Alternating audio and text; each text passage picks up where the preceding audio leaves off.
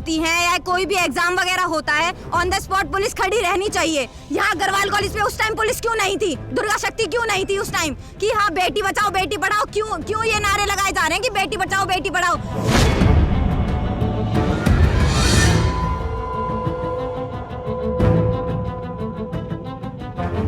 Faridabad police का एक बार फिर अमानवीय चेहरा सामने आया है। आरोप है कि निकिता हत्याकांड के बाद निकिता को न्याय दिलवाने की मांग को लेकर अग्रवाल कॉलेज के बाहर धरने पर बैठे छात्र छात्राओं ने अपने को ठंड से बचने के लिए लगाए टेंट को पुलिस ने उखाड़ दिया और अपने साथ थाने ले गई। इन तस्वीरों में आप भी साफ साफ देख सकते हैं कि किस तरीके से निकिता को न्याय दिलवाने के लिए उसके सहपाठी जहां पूरे दिन धरने पर बैठे, तो वहीं उन्होंने रात को भी धरने पर बैठने का फैसला लिया। और जब तक निकिता के हत्यारों को फांसी नहीं होती, ये प्रदर्शनकारी इसी तरीके से अपना धरना देते रहेंगे। और कल रात को 1 बजे अचानक से पुलिस आती है और बलपूर्वक हमारे जो टेंट है वहाँ उसे जबरन हटा देती है। और उस समय भी हम 2 से 3 छात्रा यहाँ पर मौजूद है, उनके साथ भी कोई लेडीज पुलिस कांस्टेबल नहीं है। क्या ये पुलिस की बदतमीजी नहीं है? बार बार इस केस में पुलिस बार बदतमीजी कर रही है महिलाओं के साथ, जो हमें कल परसों भी देखने को मिला था। जो उन बहनों के साथ हुआ था, उस लड़की की बहन के साथ खुद पर पुलिस ने लाठी से वार किया था।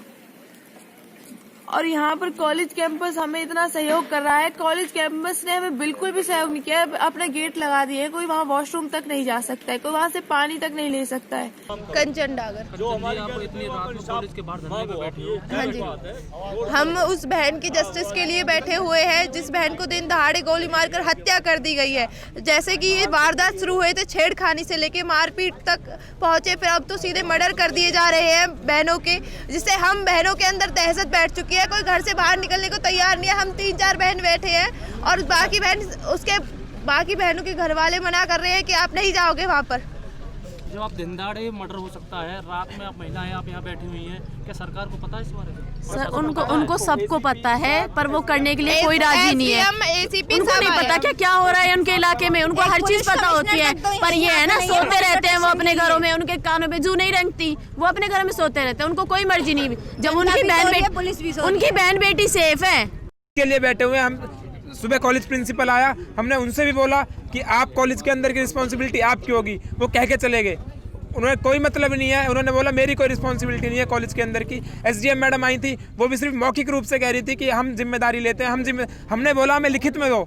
कॉलेज के अंदर कोई घटना होती है तो प्रिंसिपल की जिम्मेदारी, और कॉलेज के बाहर कोई घटना होती है तो पुलिस प्रशासन की जिम्मेदारी। अगर हमें जिम्मेदारी ये दोनों चीजें लिख के दी जाती है तो हम यहाँ से उठेंगे, नहीं तो हम यहाँ से नहीं उठेंगे। अभी एसडीएम मैं बता पिछले 2019 में अम्बेडकर चौक पे हमारे छात्र संघ अध्यक्ष शुभम पासिया को गोली मारी गई थी। वो कॉलेज के अंदर मारी गई थी वहाँ पर। उस टाइम भी हम वहाँ ऐसे ही धरने पे बैठे थे।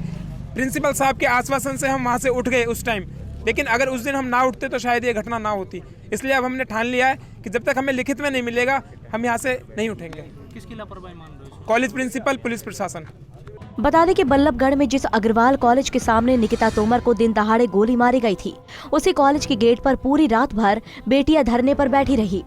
एबीवीपी छात्र संघ के दर्जनों छात्र छात्राएं निकिता को न्याय दिलवाने और भविष्य में सुरक्षा की जिम्मेदारी देने की मांग को लेकर पूरी रात भर धरने पर बैठे रहे। इस तरह से बेटियों का रात में धरने पर बैठना चुनौती भरा रहा। हालांकि प्रशासनिक अधिकारी मौके पर धरना समाप्त करने के लिए पहुंचे जरूर थे, लेकिन मांगे न मानने के चलते छात्रों ने धरना समाप्त नहीं किया। धरने पर बैठे इन छात्रों की मांग है कि कॉलेज प्रशासन कॉलेज के अंदर छात्राओं की सुरक्षा की जिम्मेदारी ले और कॉलेज के बाहर प्रशासन जिम्मेदारी ले, और ये उन्हें अब लिखित में चाहिए। जब तक उनकी ये मांगे नहीं मानी जाएगी तब तक विद्यार्थी धरने पर बैठे रहेंगे। फरीदाबाद से अनिल राठी, पंजाब केसरी टीवी।